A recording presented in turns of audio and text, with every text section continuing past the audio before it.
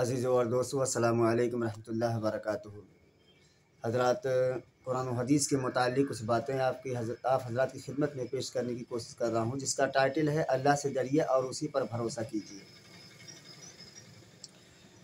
اللہ کائنات کا مالک فرما روا ہے۔ یہاں جو کچھ ہوتا ہے اسی کے اذن اور مشیت سے ہوتا ہے۔ وہی ہر ایک کو وجود بخشتا ہے، موت دیتا ہے۔ وہی ہر شے کو پالتا اور اس کی تمام ضروریات پوری کرتا ہے۔ زندگی، موت، نفع، نقصان، مرض، شفا، عزت، ذلت، دولت، حکومت، اولاد، رزق، قسمت، غرض دنیا آخرت کی ہر شے اس کے اور صرف اس کے ہاتھ میں ہے۔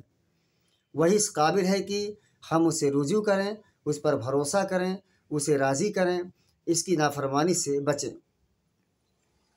اس کی ناراضگی اور عذاب سے ڈریں اور اس کے سوا کسی سے نہ ڈریں، کیونکہ کسی دوسرے کے پاس کوئی قوت ہے ہی نہیں جس سے کوئی اندیشہ ہو یا جس پر بھروسہ کیا جا سکے۔ قرآن پاک میں اللہ تعالیٰ ارشاد فرماتا ہے، ماشاء اللہ لا قوت الا باللہ، سورہ کہف آیت نمبر 39 میں ہے، جس کا ترجمہ ہے جو اللہ چاہتا ہے وہی ہوتا ہے، اللہ کے بغیر کوئی طاقت نہیں۔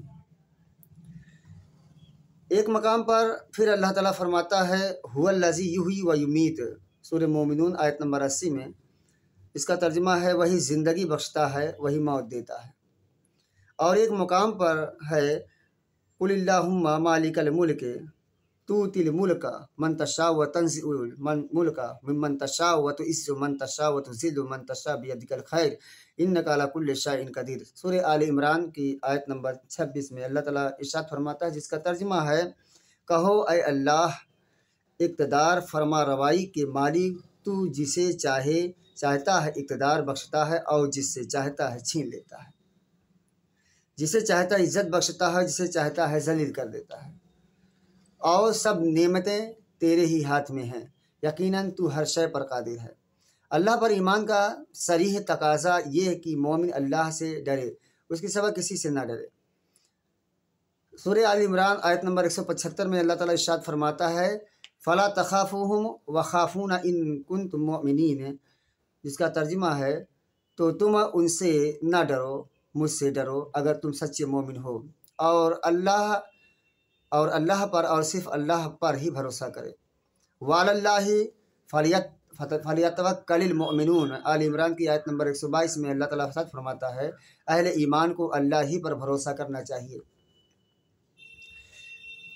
سچے اہل ایمان کی زندگی کا نقشہ قرآن مجید نے اس طرح کھینچا ہے، الذین قال لهم الناس ان الناس قد جمعوا لكم فاخشوهم فزادهم ایمانا وقالوا حسبنا اللہ ونعم الوکیل۔ یہ سورہ آل عمران کی آیت نمبر 173 ہے، جس کا ترجمہ ہے، یہ وہ ہیں کہ جب ان سے لوگوں نے کہا کہ لوگوں نے تمہارے مقابلے کے لیے لاؤ لشکر جمع کر رکھا ہے تو ان سے ڈرو، تو ان کا ایمان اور بڑھ گیا، اور انہوں نے کہا اللہ ہمارے لیے کافی ہے اور وہ بہترین کارساز ہے۔ یہ ہے سچے بندے مومن کی زندگی کا نقشہ۔ وہ اللہ کے سوا کسی سے نہیں ڈرتا، اللہ سے ہر وقت ڈرتا ہے، وہ اللہ کے بھروسے پر تقوی اور خدا ترسی کی زندگی گزارتا ہے، یہاں تک کہ اسی حال میں اسے موت آ جاتی ہے۔ اور قرآن پاک میں پھر اللہ تعالیٰ ارشاد فرماتا ہے، سورہ آل عمران آیت نمبر 102 میں، یا ایھا الذین آمنوا اتقوا اللہ حقا تقاتہ ولا تموتن الا وانتم مسلمون، اے ایمان لانے والو، اللہ سے ڈرو اور اس کی نافرمانی سے بچو جیسا اس نے ڈرنے اور اس کی نافرمانی سے بچنے کا حق ہے، اور تمہیں ہرگز موت نہ آئے گی مگر اس حال میں کہ تم مسلم فرما بردار ہو۔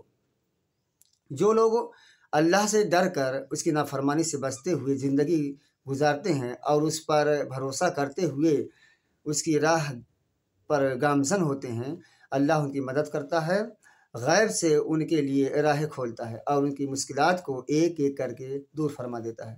قرآن مجید میں ہے، وَمَن يَتَّقِ اللَّهَ يَجْعَل لَّهُ مَخْرَجًا وَيَرْزُقْهُ مِنْ حَيْثُ لَا يَحْتَسِبُ۔